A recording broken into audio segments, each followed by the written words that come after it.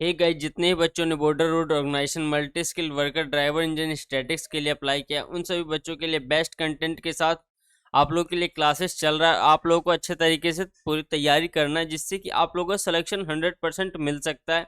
ठीक है, अगर आप लोगों ने अच्छे तरीके से जो मैं आप लोगों को पढ़ा रहा हूँ अगर पढ़ लिया आपने, क्योंकि ये जो सारे क्वेश्चन करवा रहा हूँ इसी में से सारे जो भी एमसीक्यू 2000 प्लस क्वेश्चन आप लोगों को करवाऊंगा वो आप लोगों को इसी में से देखने को मिलेगा। और एग्जाम में भी 100% मैं आप लोगों को बता सकता हूँ कि जो एग्जाम आएगा इसमें से ही रिलेटेड रहेगा। ठीक है, तो आप लोगों को ये सारे क्लासेस अच्छे से करना है। ठीक है, अगर जो भी आप चैनल पे अगर नए हो तो चैनल को सब्सक्राइब भी कर लेना, बेल आइकन दबा लेना और टेलीग्राम ग्रुप जरूर ज्वाइन कर लेना, ताकि कोई भी नोटिफिकेशन वगैरह आता है तो आप लोगों को मिलता रहेगा। ठीक है, क्योंकि अब जल्द ही एडमिट कार्ड भी आने वाला है, तो इससे पहले अपना यूट्यूब फैमिली को 1000 कंप्लीट कीजिए, जिससे कि आप लोगों को फ्री में 2000 plus YouTube MCQ question YouTube channel पर करवाने वाला हूँ। ठीक है, वो भी बिल्कुल फ्री, आप लोगों को कहीं से नहीं मिलेगा इतना क्वेश्चन वो फ्री में, लेकिन आप लोगों को मैं हर क्लासेस आप लोगों को फ्री करवा रहा हूँ, तो आप अपने तरफ से भी रिस्पॉन्सिबिलिटी दिखाइए। ना तो वीडियो लाइक होता है और ना आप लोगों से वीडियो शेयर होता है, तो अगर सामने वाला आप लोगों को रिस्पॉन्सिबल बन रहा है आपके लिए, तो आप लोगों को भी रिस्पॉन्सिबिलिटी दिखानी चाहिए। ठीक है, वरना 2000 प्लस क्वेश्चन मैं तभी करवाऊंगा जब अपना यूट्यूब फैमिली 1000 प्लस हो जाएगा, वरना आप तैयारी कर रहे हैं तो कीजिए, बेस्ट ऑफ लक। ठीक है, मैं फिलहाल अभी जो क्लासेस है ये कंप्लीट कर रहा हूँ। चलिए, इससे 850 प्लस क्वेश्चन हम पहले कर चुके हैं, अब ये नेक्स्ट आगे की ओर हम ये सारे क्वेश्चन करने वाले हैं। ठीक है, तो देखिए डिफरेंशियल बैकलेस क्या होती है। तो क्राउन व्हील तथा टेल पिनियन के दांतों के बीच क्लियरेंस डिफरेंशियल बैकलेस कहलाता है। यह 0.0015 से 0.004 mm तक ही रहना चाहिए। ठीक है, ये डिफरेंशियल बैकलेस अपना ये मेजर पॉइंट है। नेक्स्ट क्वेश्चन है डिफरेंशियल एडजस्टमेंट क्यों किया जाता है। तो गियरों के दांतों की रक्षा करने के लिए, टेल पिनियन तथा क्राउन व्हील तथा अधिक से अधिक संपर्क बढ़ाने के लिए और बैकलेस रखने के लिए डिफरेंशियल एडजस्टमेंट किया जाता है। नेक्स्ट क्वेश्चन है कि डिफरेंशियल एडजस्टमेंट से क्या तात्पर्य है। तो क्राउन व्हील तथा टेल पिनियन के दांतों के पिच का अधिक से अधिक संपर्क करना डिफरेंशियल एडजस्टमेंट के अंतर्गत आता है। ठीक है, नेक्स्ट क्वेश्चन है कि डिफरेंशियल के गियरों के पिच कांटेक्ट कितने प्रकार का होता है। तो teeth pitch contact, teeth root contact और टीथ हील कांटेक्ट होता है। नेक्स्ट क्वेश्चन है कि डिफरेंशियल बैकलेस नापने के लिए किस उपकरण तथा विधियों का प्रयोग किया जाता है। तो डायल गेज की सहायता से और रेड लेड लेपन की विधि द्वारा ये किया जाता है। नेक्स्ट क्वेश्चन है कि डायल गेज द्वारा बैकलेस कैसे नापी जाती है। तो डिफरेंशियल कवल को खोलें, ठीक है, फिर गियरों को साफ करें और 3 दांतों तथा red lead paste engineering blue लगाएं। ठीक है, और क्राउन व्हील घुमाएं, फिर टेल पिनियन पर उसके छाप देकर कॉन्टैक्ट को सही करें। नेक्स्ट क्वेश्चन है अपना कि गियर कांटेक्ट किस प्रकार सही होता है। तो यदि टीथ पिच कांटेक्ट कम है तो टेल पिनियन के द्वारा वाशर का प्रयोग करें। यदि रूट कांटेक्ट सही नहीं है तो क्राउन व्हील के द्वारा टेल पिनियन को खिसकाएं। यदि टो कांटेक्ट सही नहीं है तो दोनों के बीच कुछ अंतर बढ़ाएं। यदि पिक कांटेक्ट सही नहीं है तो संपर्क बढ़ाएं, और यदि हील कांटेक्ट सही नहीं है तो दोनों के संपर्क बढ़ाएं। ठीक है, यह गियर कांटेक्ट किस प्रकार किया जाता है इसके बारे में ये पूरा डिस्क्राइब किया गया। नेक्स्ट क्वेश्चन है कि डायल गेज द्वारा किस प्रकार बैकलेस नापी जाती है। तो डिफरेंशियल कवर को खोलें पहले, ठीक है, फिर डायल गेज द्वारा पॉइंटर एक दांते स्पर्श कराएं, पहियों द्वारा एक्सल को घुमाएं और डायल गेज की फिर रीडिंग लें। ठीक है, नेक्स्ट क्वेश्चन है कि रियर एक्सल में आवाज आती है, उसके क्या कारण हो सकते हैं। तो टेल पिनियन तथा डिफरेंशियल बेयरिंग का खराब होना, डिफरेंशियल बैकलेस का कम होना, पहियों के बेयरिंग का खराब होना या फिर लुब्रिकेशन में कमी होना, ये रियर एक्सल में आवाज आने के मेन कारण है। नेक्स्ट क्वेश्चन है कि डिफरेंशियल सही कार्य नहीं कर रहा है, इसके क्या कारण हो सकते हैं। तो प्रोपेलर शाफ्ट का स्लिप जॉइंट ढीला हो, या फिर प्रोपेलर शाफ्ट फ्लेंज का जोड़ खुला हो, एक्सल शाफ्ट टूटा होना, टेल पिनियन का स्लिप करना तथा दांतों का टूटा होना, सन पिनियन के अंदर अथवा एक्सल के बाहरी खांचों का घिस जाना, या फिर स्टार पिनियन का फ्री हो जाना, ये डिफरेंशियल सही कार्य करने ना करने का कारण होता है। और दोस्तों कुछ बच्चों का क्वेश्चन ये था कि सर ये सिलेबस में अपना कंक्रीट मिक्सचर और डीजी जनरेटर के बारे में दिया हुआ है, इसकी क्लासेस करवाइए। तो आप लोगों को हर बार मैं बोलता हूँ कि एक बार प्लेलिस्ट आप जरूर चेक किया करिए। वीडियो के डिस्क्रिप्शन में भी उसका लिंक रहता है और चैनल के प्लेलिस्ट में भी जाकर एक बार आप प्लेलिस्ट देखिए कि क्या क्या क्लास करवाया गया। मैंने डीजी जनरेटर और कंक्रीट मिक्सचर के बारे में पूरा थ्योरी करवाया है, तो आप वहां से जाके इजीली देखिए और आप लोग को इजीली तरीके से समझ में भी आएगा। ठीक है, आप लोगों को जीरो से यहाँ तक मैं ला रहा हूँ और पूरा कंप्लीट भी करवाऊंगा अगर आप लोगों ने पूरा सपोर्ट किया और मोटिवेट किया तो। ठीक है, क्योंकि आप लोगों की वजह से मुझे मोटिवेशन नहीं मिल पा रहा है। ठीक है, क्योंकि आप लोग अपना रिस्पॉन्सिबिलिटी नहीं दिखा रहे हो। नेक्स्ट क्वेश्चन है कि डिफरेंशियल आवाज करता है, उसके क्या कारण हो सकते हैं। तो डिफरेंशियल में लुब्रिकेशन का कमी होना, गलत ग्रेड के लुब्रिकेशन का प्रयोग करना, बैकलेस सही एडजस्ट न होना और डिफरेंशियल गियरों के दांतों का टूटा होना, फिर बियरिंगों का खराब होना, केज असेंबली का ढीला होना, स्टार पिनियन व सन पिनियन के बीच अधिक प्ले का होना डिफरेंशियल आवाज करने के कारण होते हैं। नेक्स्ट अपना टॉपिक स्टार्ट हो रहा है ऑटो इलेक्ट्रिसिटी एवं बैटरी। इसमें से भर भर के क्वेश्चन BRO MSW DS में पूछा जाएगा, क्योंकि बैटरी से रिलेटेड बहुत क्वेश्चन आप लोगों को देखने को मिलेगा। ठीक है, तो ये टॉपिक आप लोगों को अच्छे से क्लियर करना है। और एक चीज और है, जितना भी आप लोगों को मैं पढ़ा रहा हूँ शुरू से अब तक, एक बार आप अपने तरफ से नोट्स बनाते हुए चलिए, ताकि जब MCQ क्वेश्चन आप कीजिएगा तो आपको सब पता लगेगा कि हाँ मैंने कुछ आप लोगों को सही पढ़ा है। वरना आप लोग अच्छे से रिवाइज करते रहिए दोबारा वीडियो देख देख के। ठीक है, ताकि जब MCQ क्वेश्चन करवाऊँ आप लोगों को 100% कह रहा हूँ कि इन्हीं में से सारे क्वेश्चन आते हैं और इन्हीं में से आप लोगों को सॉल्व करने में बिल्कुल दिक्कत नहीं होगा अगर ये आपने पूरा क्लासेस कर चुका होगा तो। चलिए, तो इसका बैटरी के बारे में और इलेक्ट्रिसिटी के बारे में क्वेश्चन अब करते हैं। तो ऑटो इलेक्ट्रिसिटी के संदर्भ में कंडक्टर किसे कहते हैं। तो जिन पदार्थों के विद्युत इलेक्ट्रॉन सुगमता पूर्वक प्रवाहित हो जाए वह कंडक्टर क्या होता है, कहलाते हैं। नेक्स्ट क्वेश्चन है कि कुछ प्रचलित कंडक्टर पदार्थों के नाम बताएं। जैसे सोना हो गया, चांदी हो गया, प्लेटिनम, तांबा तथा पीतल और एल्युमिनियम, ये कुछ कंडक्टर पदार्थ होते हैं। नेक्स्ट क्वेश्चन है इंसुलेटर या नॉन कंडक्टर किसे कहते हैं। तो जिन पदार्थों के विद्युत इलेक्ट्रॉन प्रवाहित ना हो पाए वो नॉन कंडक्टर कहलाते हैं। ठीक है, नेक्स्ट है कि कुछ नॉन कंडक्टर के नाम बताएं। जैसे रबड़ हो गया, अर्बरक, रबड़, बेकेलाइट, फाइबर, एस्बेस्टस और चीनी मिट्टी होता है। ठीक है, नेक्स्ट क्वेश्चन है विद्युत किसे कहते हैं। तो विद्युत एक बल है जो दिखाई नहीं देता है, इसे स्पर्श नहीं कर सकते यानी कि इसे छू नहीं सकते, इसके अनुभव व घटनाओं के द्वारा इसको जाना या इसको प्रयोग के द्वारा जाना जा सकता है। ठीक है, नेक्स्ट है कि विद्युत के क्या क्या उपयोग होते हैं। तो विद्युत का उपयोग प्रकाश, ताप व शक्ति आदि के रूप में किया जाता है। ठीक है, चलिए नेक्स्ट क्वेश्चन है विद्युत का इलेक्ट्रॉनिक सिद्धांत क्या है। तो प्रत्येक परमाणु में विद्युत क्या होता है, स्थिर रहती है। यह विद्युत इलेक्ट्रॉन के रूप में होती है। प्रोटॉन्स पॉजिटिव चार्ज व इलेक्ट्रॉन्स के नेगेटिव चार्ज होते हैं। बाहरी शक्ति द्वारा केवल अस्थिर इलेक्ट्रॉन्स के प्रोटॉन्स से कमी या अधिक किया जा सकता है, तभी दोनों प्रकार के चार्ज मिलते हैं। इलेक्ट्रॉन्स की संख्या कम कर देने पर प्रोटॉन्स अधिक हो जाते हैं, जिससे पॉजिटिव चार्ज बनता है। इसके विपरीत इलेक्ट्रॉन्स की संख्या अधिक हो जाने पर नेगेटिव चार्ज बनता है। ठीक है, नेक्स्ट क्वेश्चन है अपना विद्युत धारा किसे कहते हैं। तो चालक कंडक्टर में इलेक्ट्रॉन्स के प्रभाव को विद्युत की धारा को कहा जाता है। ठीक है, किसको, इलेक्ट्रॉन्स के प्रवाह को विद्युत धारा कहा जाता है। यानी कि विद्युत धारा किसको कहा जाता है, इलेक्ट्रॉन्स के प्रवाह को। इतना आप लोगों को ध्यान रखना है। अथवा विद्युत धारा के बहाव को धारा करंट कहा जाता है। इसकी इकाई एम्पियर होती है और इसको आई से क्या होता है, डिनोट किया जाता है। ठीक है, नेक्स्ट क्वेश्चन है कि विद्युत वोल्टेज क्या होता है। तो जो बल किसी परिपथ के इलेक्ट्रॉन्स को प्रवाहित करने के लिए प्रेरित करता है वो वोल्टेज कहलाता है। इसकी इकाई V से, ठीक है, डिनोट किया जाता है।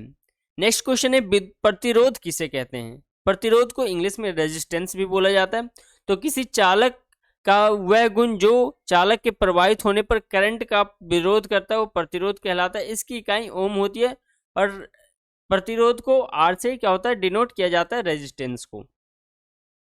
चलिए नेक्स्ट क्वेश्चन है ओम का नियम क्या है। यदि किसी परिपथ में प्रवाहित होने वाली करंट विद्युत वोल्टेज को सीधे समानुपाती होती है तथा प्रतिरोध के विलोमानुपाती होती है, उसकी भौतिक अवस्था समान हो, वो ओम का नियम कहलाता है।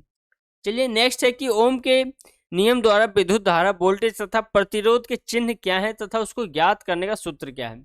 चिन्ह देखिए, विद्युत धारा का चिन्ह क्या होता है, आई होता है। वोल्टेज का चिन्ह V से डिनोट किया जाता है, आप लोग को ऊपर भी बताया हूँ। और प्रतिरोध यानी कि रेजिस्टेंस को आर से डिनोट किया जाता है। अगर आप लोग को विद्युत धारा निकालना हो तो इसको क्या होता है, वोल्ट अपॉन में आर यानी कि वोल्टेज अपॉन में रेजिस्टेंस होता है। अगर आप लोग को क्या निकालना हो, आप लोग को रेजिस्टेंस निकालना हो तो वोल्ट अपॉन में एम्पियर को यानी कि विद्युत धारा को रखा जाता है। अगर आप लोगों को क्या है कि वोल्टेज निकालना हो तो क्या होता है कि ये देखिए, ये इधर जाके इंटू हो जाता है, आई इक्वल इंटू आर हो जाता है यानी कि विद्युत धारा इंटू रेजिस्टेंस हो जाता है, तो इसका वोल्ट आ जाता है। चलिए नेक्स्ट क्वेश्चन है कि विद्युत परिपथ कितने प्रकार के होते हैं। तो एक क्लोज सर्किट होता है, ओपन सर्किट होता है, शॉर्ट सर्किट होता है और अर्थ या लीकेज सर्किट होता है। अब इसके बारे में भी जान लेंगे, क्लोज सर्किट, ओपन सर्किट और शॉर्ट सर्किट ये सब क्या क्या होते हैं। ठीक है, तो क्लोज सर्किट किसे कहते हैं?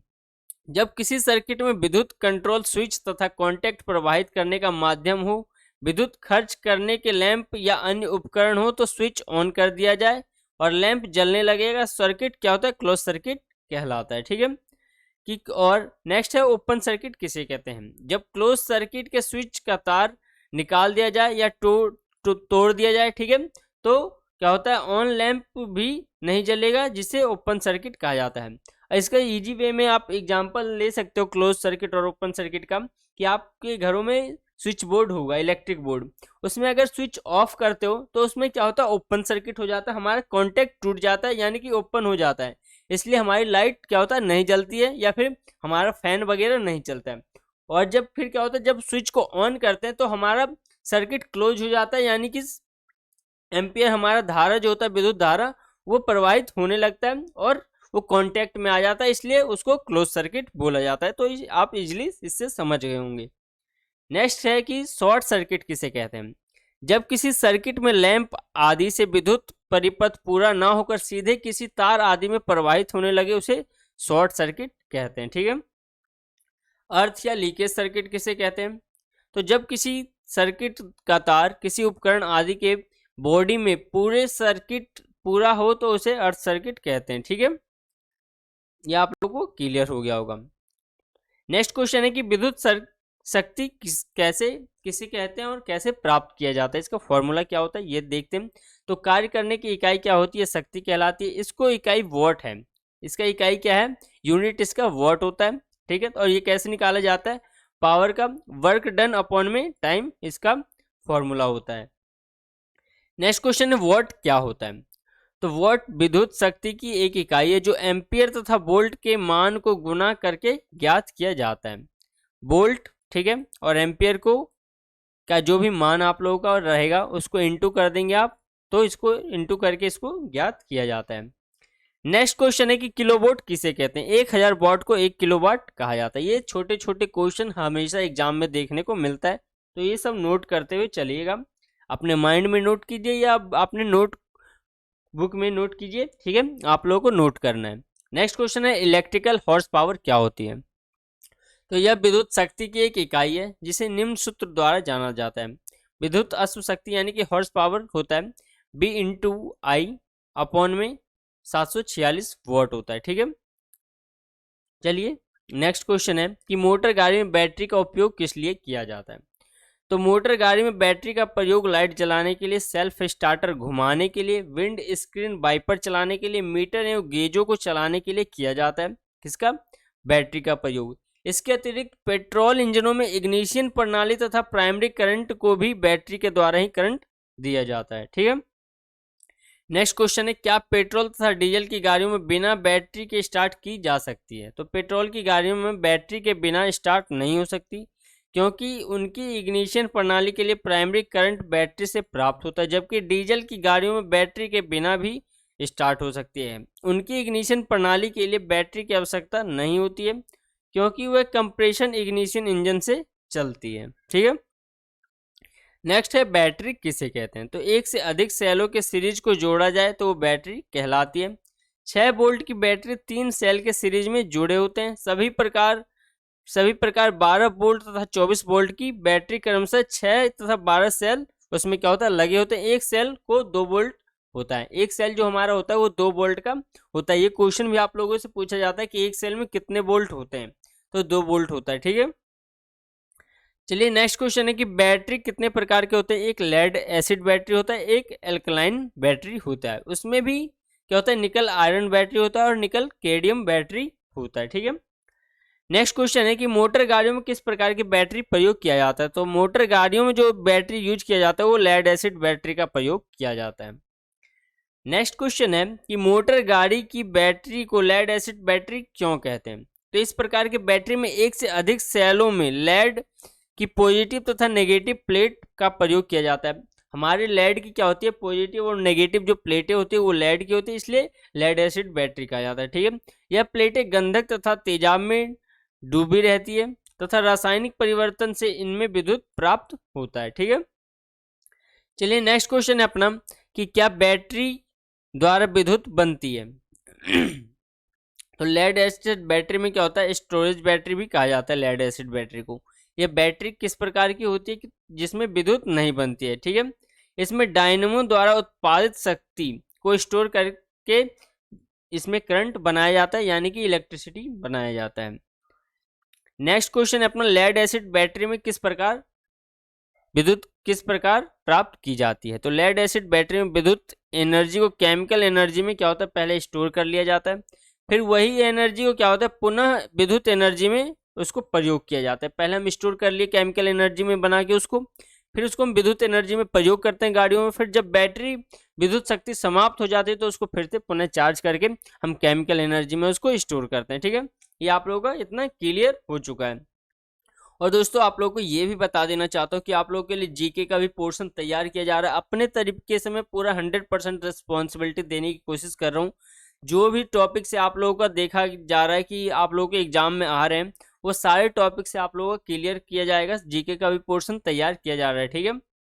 चलिए नेक्स्ट क्वेश्चन है अपना, मोटर गाड़ी में बैटरी चार्ज करने की क्या व्यवस्था होती है। तो मोटर गाड़ी में लगा डायनेमो बैटरी को चार्ज करता है। यदि किसी कारण से बैटरी बिल्कुल डाउन हो गई हो तो उसे बैटरी चार्जर द्वारा अलग से चार्ज किया जाता है।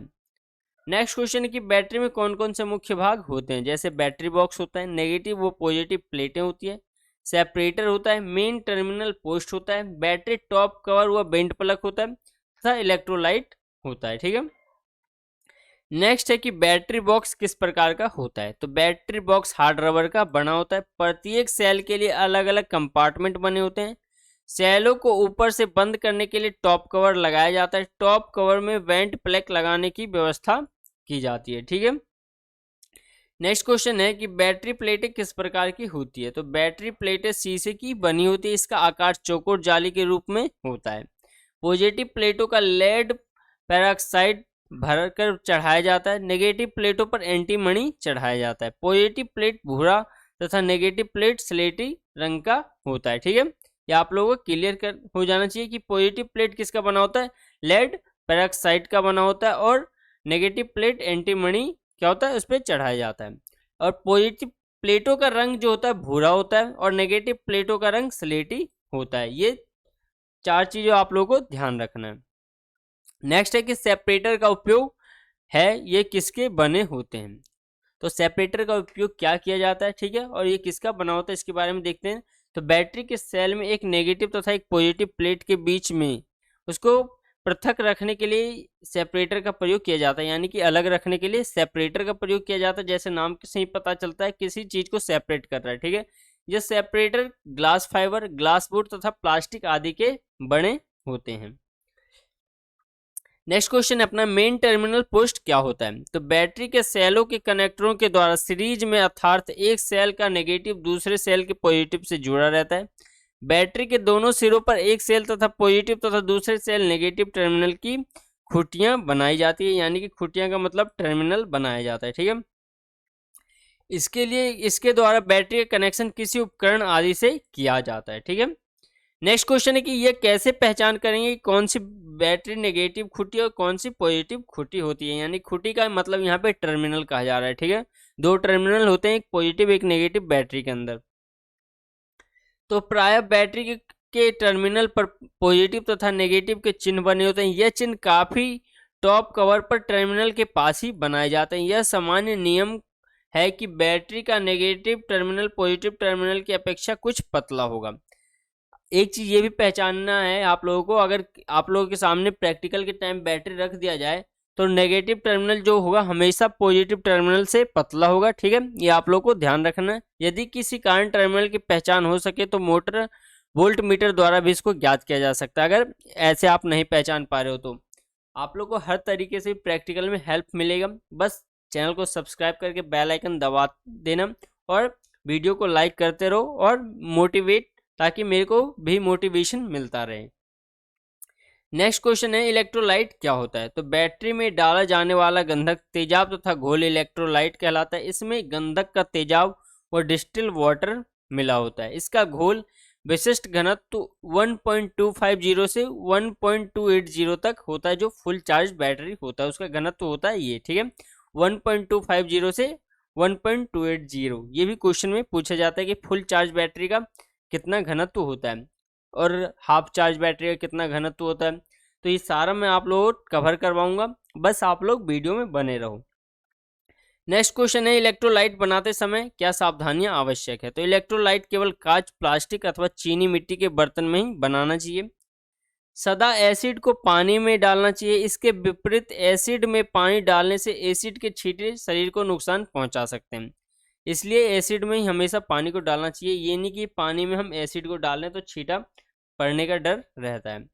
Next question and last question है आप लोगों के लिए कि बैटरी के सेलों की कितनी ऊंचाई तक इलेक्ट्रोलाइट भरा जाना चाहिए। तो बैटरी के सेलों में प्लेटों को 15 mm ऊपर तक इलेक्ट्रोलाइट भरा रहना चाहिए, इससे ऊपर नहीं। जितना जितना प्लेट है उससे 15 mm ज़्यादा आप वाटर को भर सकते हो, ठीक है। तो अपना पूरा 50 क्वेश्चन आज कंप्लीट हो चुका है। फिर बाकी नेक्स्ट क्लासेस में करेंगे। डेली हम 50 क्वेश्चन कंप्लीट कर रहे हैं आप लोगों के लिए। डेली 50 क्वेश्चन चल रहा है और बाकी जो भी है जीके का पोर्शन, एमसीक्यू क्वेश्चन आप लोग 1000 यूट्यूब चैनल फैमिली को जल्दी से जल्दी कंप्लीट करो, ताकि एमसीक्यू क्वेश्चन आप लोगों को करवाऊं और जल्दी एडमिट कराने वाला। इससे पहले अपना यूट्यूब फैमिली 1000 प्लस हो जाना चाहिए। आप लोगों से यही उम्मीद है कि आप लोग जरूर आप रिस्पॉन्सिबिलिटी लेके ये करवाओगे, ठीक है। जो भी ग्रुप और व्हाट्सअप वगैरह आप लोगों का उन वहाँ पे शेयर कीजिए, इजीली हो जाएगा। और आप लोगों को मैं फ्री में 2000 प्लस करवाऊंगा एमसीक्यू क्वेश्चन, और जो भी मेरे से हेल्प हो सकेगा अपने तरीके तरफ से 100% देने की कोशिश कर रहा हूँ। और आईटीआई डिप्लोमा से रिलेटेड जो भी सरकारी नौकरियाँ हैं वो अब आप लोगों को मैं अपडेट करता रहूँगा, क्योंकि आईटीआई और डिप्लोमा वालों को सरकारी नौकरियों का पता नहीं चल पाता, इसमें ना सही नेक्स्ट में, लेकिन आप लोग को इसमें ही 100% निकालना है और निकलेगा अगर मेरे तरीके से आप लोग चल रहे हो तो। चलिए मिलेंगे नेक्स्ट वीडियो में, धन्यवाद।